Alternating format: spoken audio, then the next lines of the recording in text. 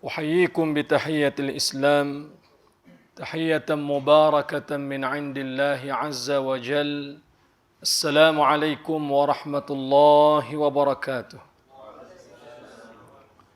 الحمد لله الذي بنعمته تتم الصالحات، والصلاة والسلام على سيد السادات وعلى آله وأصحابه أهل التقى والوفاء، وعلى آله وأصحابه أهل الفضائل والكرامات. اللهم آتنا نفوسنا تقواها وزكيها، أنت خير من زكاها، أنت وليها ومولاها. أوصيكم وإياي بتقوى الله العظيم وطاعته فقد فاز المتقون. ثم أما بعد. Yang dirahmati oleh Allah, lagi amat dikasihi dan dimuliakan Al-Fadil Al-Ustaz, Tuan Imam, Tuan Bilal, Tuan Siak, yang berusaha pengurusi seluruh jawatan kuasa AQS dan seterusnya, ayah ibu yang dikasihi dan dirahmati oleh Allah Subhanahu wa taala sekalian. Alhamdulillah, kita memanjatkan, meninggikan puji-pujian, kesyukuran yang tidak terhingga ke hadrat Allah Rabbul Jalil. Kerana untuk sekali lagi Allah memberikan kesempatan dan peluang untuk kita berada di dalam Ramadan Al-Mubarak.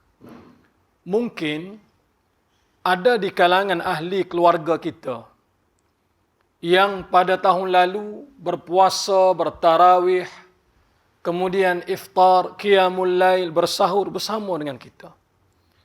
Namun demikian, bila datang pada tahun ini, mereka sudah tidak ada.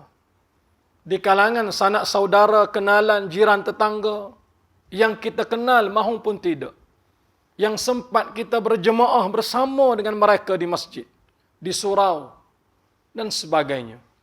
Tetapi tahun ini Allah tidak memberi kesempatan kepada mereka. Dan yang pasti Allah masih menyampaikan kita sekali lagi ke dalam bulan Ramadan Al-Mubarak. Dan sudah pasti ada peluang dan kesempatan yang ingin Allah sediakan kepada kita supaya kita ambil sebaik mungkin. Dan mudah-mudahan kita tidak menjadi orang yang rugi apabila berakhirnya atau berlalunya Ramadan.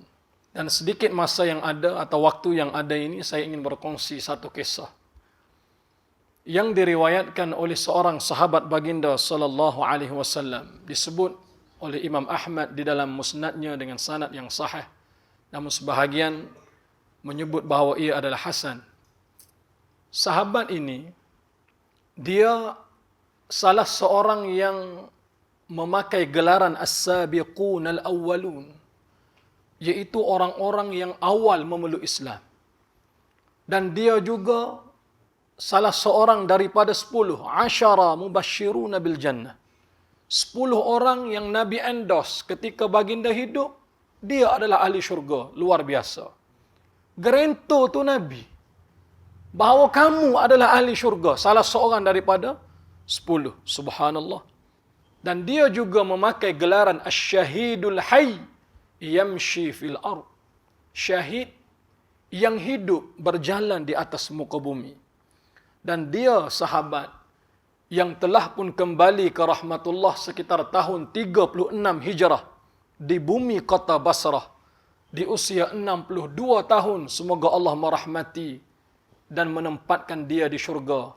Namanya Talhah ibn Ubaidillah radhiyallahu an, atau nama sebenarnya Abu Muhammad Talhah ibn Ubaidillah ibn Uthman At-Taimi radhiyallahu an. Satu ketika Talhah bercerita, wa kana rajulani dakhalanil Islam amama Rasul sallallahu alaihi wasallam. Ada 2 orang pemuda yang kedua-dua mereka ini masuk Islam secara bersama di hadapan Nabi. Mungkin dia asal dari tempat yang berbeza, budaya yang berbeza, adat yang berbeza. Yang menjadi kebersamaan kedua-dua ini adalah waktu dia memeluk Islam adalah waktu yang sama di hadapan Nabi sallallahu alaihi wasallam. Asyhadu an la ilaha illallah wa asyhadu anna Muhammad Rasulullah. hari ini, boleh jadi. Terlalu jarang, ataupun mungkin kita tak pernah melihat situasi orang memeluk Islam secara langsung, depan mata kita. Contoh, tiba-tiba datang sahabat kita yang berlainan agama dan sebagainya, tanya kita, saya nak masuk Islam, nak jumpa siapa ni, tolong bawa saya. Oh, pergi pejabat agama. Pejabat agama mana? Oh, nanti saya share location. Pening dia. Nak parking tu satu hal. Awal-awal nak masuk gate pejabat agama tu, gak tu halau dah. Salah kuih lah awak ni. Tempat lain. Apa salah kalau kita bawa dia? Baik, yang kita biasa lihat, tonton dan tengok secara tidak langsung, mungkin melalui video dan sebagainya. Tapi sahabat yang mulia, masuk Islam di hadapan Nabi itu satu hal. Disaksikan pula oleh sahabat yang lain, dan sahabat itu Nabi jamin dia syurga. Allahu Akbar. Luar biasa. Kana rajulani dakhala al-Islam amama ar-Rasul sallallahu alaihi wasallam. Talhah kata, dua orang pemuda ni masuk Islam waktu yang sama di hadapan Rasul. Wa kana ahaduhuma ashadda ijtihadan min sahibihi. Lelaki yang pertama, atau salah seorang daripada kedua ini, seorang yang sangat bersungguh-sungguh dalam ibadah. Jaga sungguh sembahyang dia, jemaah dia, ibadat-ibadat yang lain, jaga sungguh. Tak cukup dengan tu. Faghazza mujtahidan. Dia menyertai peperangan. Jihad di jalan Allah. Gugur syahid dia. Allahu Rabbi. Ammal wahid. Famakatha ahadan sanatan thumma tuwuffiya. Apabila seorang tu, ataupun pemuda pertama tu masuk Islam dan sebagainya, dia jaga solat, dia menyertai peperangan, tak semena-mena dia gugur syahid di jalan Allah. Tinggallah seorang lagi. Hak seorang lagi tu pula, famakatha ba'da sanah. Allah rezeki usia dia setahun lebih panjang daripada laki-laki yang pertama, thumma tuwuffiya. Cukup setahun, Allah matikan laki-laki yang kedua. Habis takat tu cerita. Kemudian Talhah menyebut, fara'aitu fima yaran naim. Suatu malam, ketika aku tidur, fara'aitu, aku melihat di dalam mimpi aku, wa ana 'inda babil jannah. Aku duduk betul-betul di hadapan pintu syurga. Allahu Akbar. Kita mimpi nak masuk syurga pun tak lagi. Sebut saja. Tak. Semayang ujung-ujung waktu nak syurga. Tak tergamuk kita. Tak malu kau kita. Kita sebut pada kita lah. Nak syurga tapi amalan tak seberapa. Tak kena tu. Gitu. Macam contoh orang minta kerja tak? Minta kerja dengan jawatan. Dan jawatan tu memang setimpal dengan gaji. Saya kalau jadi CEO, harga 300 pun saya on. Tak pernah sabar 300. Jawatan kena setimpal dengan gaji. Dan kalau kita nak bid, orang nak bagi pada kita, sikit ni saya nak lebih banyak. Syarikat akan tanya, apa kebolehan awak? Saya sekian-sekian, boleh bekerja lebih waktu, boleh musafir dan sebagainya. Kita akan sebut. Dan bila ada proof, bukti, syarikat akan bagi. Tuhan, kita minta dengan dia syurga. Bila kita minta ni? Ni Ramadan ni. Ramadan. La ainun ra'at. Tidak pernah seorang pun datang pada kita cerita macam mana syurga. Kerana tak pernah dia tengok. Wala uzunun sami'at. Telinga pun kita tak pernah dengar. Macam mana nikmat yang ada. La khatara ala qalbi bashar. Hati pun tak terlintas. Tergamuk kita minta syurga. Tapi Allah suruh minta. Baik. Ketika Talhah menyebut, fa'ana 'inda babil jannah. Betul-betul aku duduk depan pintu syurga. Bersama dengan aku pada waktu itu, ada dua orang pemuda tu yang masuk Islam bersama. Seorang yang kuat ibadat, gugur syahid di jalan Allah. Seorang lagi biasa-biasa saja, hidup setahun. Lepas daripada itu, kemudian dia meninggal dunia. Yang memeranjatkan aku, kata Talhah, ketika keluarnya penyuruh kepada syurga, keluar dari syurga, kemudian dia mempersilakan laki-laki yang kedua masuk syurga terlebih dahulu berbanding laki-laki yang pertama. Sedangkan laki-laki yang pertama dari sudut amalan dia luar biasa. Yang kedua, syahid pula di jalan Allah. Laki-laki yang kedua biasa sahaja. Cuma lebih dia hidup setahun selepas daripada tu, baru dia mati. Dan setelah laki-laki yang kedua dimasukkan ke dalam syurga, lalu dipersilakan laki-laki yang pertama baru masuk dalam syurga. Talhah dia tengok dengan mata dia dalam mimpi ni. Baik, tidak berapa lama, keluar penyuruh kepada syurga menyebut kepada Talhah, فَإِنَّهُ لَمْ يَأْتِي لَكَ بَعْدِ. Kedua-dua itu sudah selesai masuk ke dalam syurga. Untuk giliran kamu belum sampai lagi. Lam ya'ti laka ba'd. Nanti sampai giliran kamu, kamu akan masuk dalam syurga. Thumma istayqadha. Tiba-tiba dia sedar daripada tidur. Dia sedar, besoknya dia cerita pada sahabat-sahabat yang lain, semua pelik. Dia ceritalah, dua laki-laki ni masuk Islam depan Nabi. Seorang ni kuat ibadat, jihad di jalan Allah, gugur syahid. Yang kedua biasa saja, cuma hidup setahun lebih daripada tu. Tapi aku tengok dalam mimpi aku, tiba-tiba hak kedua masuk syurga dulu. Pelik. Sahabat yang lain yang dengar pun pelik. Bukan setakat sahabat, kita pun pelik. Kalau munasabah ikut kepala kita, hak mula-mula masuk dulu. Sebab apa? Sebab special dia. Kedua, walaupun syurga, tunggu dulu. Ikut hierarki ya. Tapi malaikat persila yang kedua dulu. Habis orang yang dengar cerita Talhah ni rasa pelik. Ya kau kamu ni Talhah. Kemudian sampai ke telinga Nabi SAW sekian. Lalu Nabi tanya kepada sahabat yang rasa pelik tu. Min ayyi syai'in tu'jabun. Cerita hak mana dalam cerita Talhah ni kamu rasa pelik ni, cerita hak mana? Sahabat macam kita juga. Rasulullah, hak pertama tu bersungguh ibadat, kemudian jihad pula jalan Allah, kemudian gugur syahid. Hak kedua ni biasa-biasa sahaja, cuma lebih dia hidup setahun lebih daripada tu. Tapi kenapa hak yang kedua masuk syurga dulu?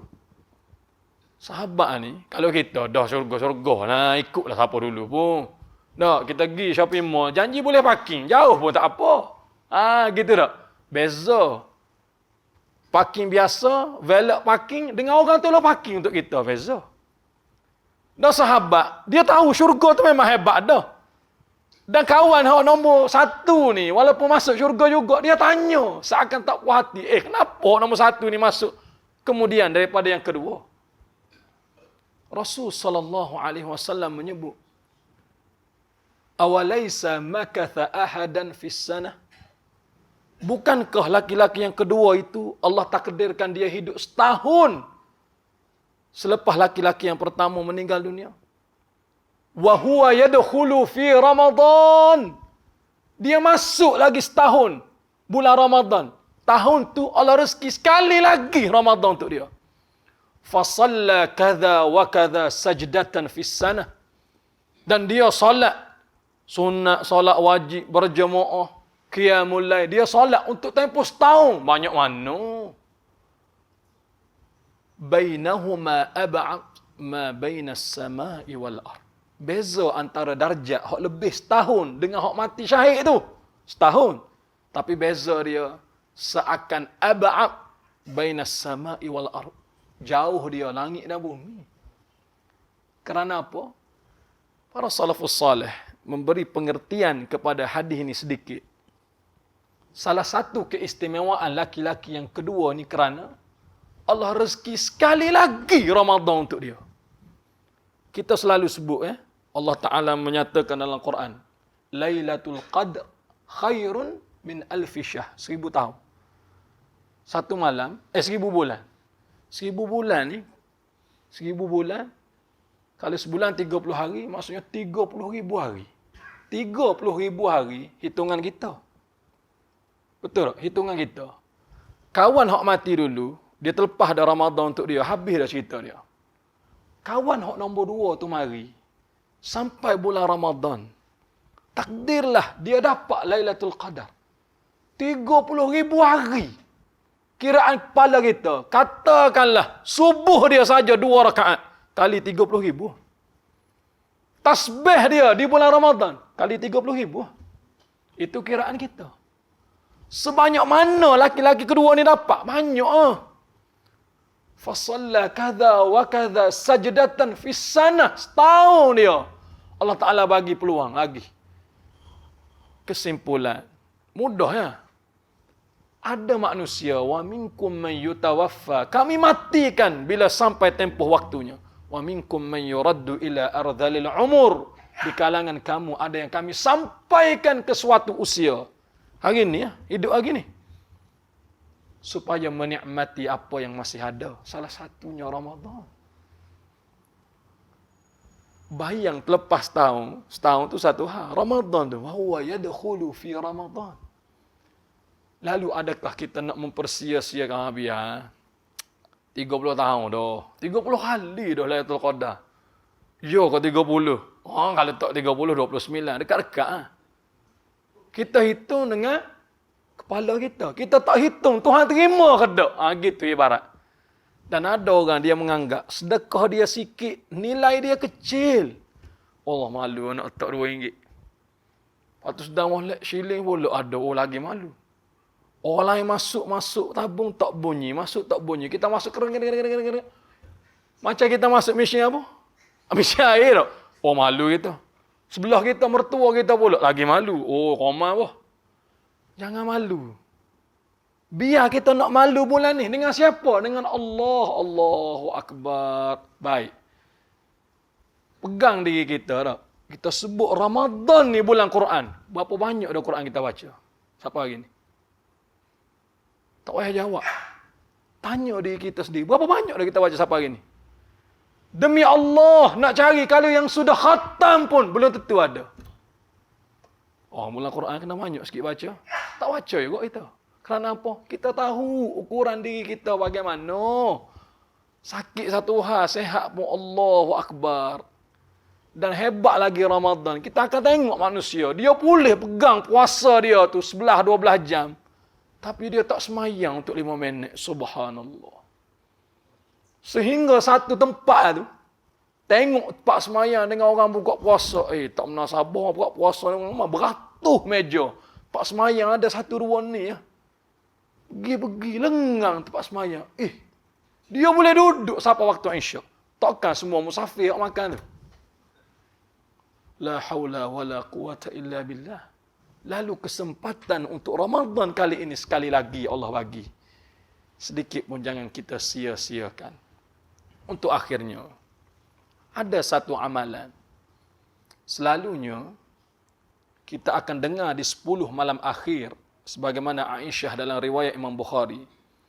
Aisyah tanya Rasul SAW, Ya Rasulullah, kalau aku diberi kesempatan bertemu dengan malam Al-Qadar, doa apa aku nak baca? Kan? Rasulullah ajak Aisyah, sebutlah Allahumma innaka afuwun tuhibbul afwa fa'fu anni. Saya, tuan-tuan, adik-adik, ayah-ayah, ibu-ibu, semua kita hafal doa ni. Baik. Ada satu lagi doa yang baginda baca pada 3 tempat. Satu, ketika baginda melaksanakan tawaf di Baitillah Al-Haram, sampai di 2 rukun Yamani dan Hajarul Aswad. Baginda baca Rabbana atina fid dunya hasanah wa fil akhirati hasanah wa qina adzabannar. Satu.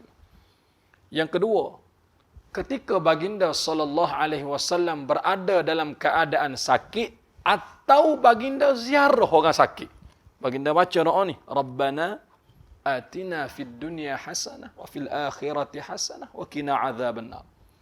Ketiga, bermula awal malam Ramadan sampai habis sebelum esok takbir untuk melaksanakan solat sunat Aidul Fitri. Antara banyaknya doa baginda baca, Rabbana atina fid dunya hasanah fil akhirati hasanah wa qina adzabannar. Baik, kenapa doa ni bagi kita biasa tapi dari sudut makna dan kelebihan dia cukup luar biasa. Anas ibn Malik meriwayatkan ada seorang pemuda di Madinah. Dia ni tak semena-mena satu hari jatuh sakit. Jadi bila sakit ni pula keadaan dia yuaddi ilal maut, yang membawa kepada kematian. Badan tubuh sehat, kuat, gagah, molek, isi banyak, tiba-tiba kuruh dia. Qad khafat, keadaan dia cukup tenat, cukup nazak, cukup sakit. Orang yang datang ziarah dia tiap-tiap hari tengok tubuh badan dia ni fasara mithlal farakh. Jadi kecil, kecut. Seumpama anak burung yang kecil. Orang mari tengok ni fasara mithlal farakh. Seumpama anak burung kecil. Allah, tubuh jadi kurus. Lalu sahabat bagi tahu Rasulullah ada pemuda sakit dan sebagainya. Tubuh dia sekian-sekian. Rasulullah datang ziarah dia. Rasulullah tengok dia, pelik keadaan laki-laki ni. Tanya sahabat, adakah dia boleh bercakap? Sahabat kata ya. Adakah dia boleh mendengar? Sahabat kata ya. Lalu Rasulullah pergi betul-betul depan dia. Rasulullah sebut pada dia, ya rajul, hal anta tad'u bi syai'in aw tas'alu iyyahu? Adakah ketika sakit ini kamu ada doa sesuatu yang pelik atau minta sesuatu yang luar daripada kebiasaan yang kamu minta? Faqala na'am. Dia kata, ya. Aku sebut ketika aku sakit, dia kata, Allahumma in kana mu'akibihi fil akhirah, fa'ajjiluhu li fid dunya. Ya Allah, ya Tuhan, sekiranya nanti di hari kiamat ada azab yang kena kepada aku, buat mari azab tu sekarang. Fa'ajjiluhu li. Buat mari awal-awal azab tu. Supaya aku kena di atas muka bumi. Fa'ajjiluhu li fid dunya. Sehingga baginda dengar kata-kata laki-laki ni. Kata Anas. Baginda menyebut, Subhanallah, Subhanallah. La tastatiquhu wa la tastati'uhu. Maha suci Allah, Maha suci Allah. Kamu tak mampu, tak berdaya nak menanggung azab. Jangan kamu minta doa seperti itu. Afala qulta. Sebaliknya kalau nak minta, sebutlah Rabbana atina fid dunya hasanah wa fil akhirati hasanah wa qina adzabannar. Kesimpulan, kalau kita tak sempat, saya kerja polis peronda Ustaz, 12 jam satu shift. 12 jam siang, 12 jam malam. Seminggu. Nak semayang tarawih, kalau kena shift malam, minta maaf Ustaz, masuk pukul 8. Tak semayang dah saya. Habis bila? 8 pagi esok. Sahur? Sahur dah Ustaz. Buka puasa dah. Hak lain dah belaka. Semayang tak dah macam Quran. Tak dah belaka. Baik. Jadi boleh bagi dok fast track lah Ustaz. Hak cepat lah. Hak boleh tolong saya lah esok-esok. Biarlah sikit-sikit pun. Saya tanya apa tolong? Duit ke? Bukan duit. Amalan lah. Nah, amal ni bulan puasa ni saya pun tak nak rugi. Selain daripada disebutkan doa Allahumma innaka afuwun tu. Boleh jadi payah belit lidah. Baca hak senang. Rabbana atina fid dunya hasanah wa fil akhirati hasanah wa qina adzabannar. Sambil kita bawa kereta, naik motor, hak lain payah nak hafal. Baca hak mudah-mudah itulah. Mudah-mudahan bila lekat di bibir kita, Allah bagi sungguh kebaikan dunia. Allah bagi kebaikan akhirat. Dan Allah selamatkan kita daripada azab api neraka insya-Allah. Sekali lagi terima kasih di atas perhatian, mohon maaf di atas segala kekurangan insya-Allah. Kita bertemu di lain kesempatan. Aku qauli hadza wa astaghfirullahal azim li wa lakum wa billahi taufiq wal hidayah. Assalamualaikum warahmatullahi wabarakatuh.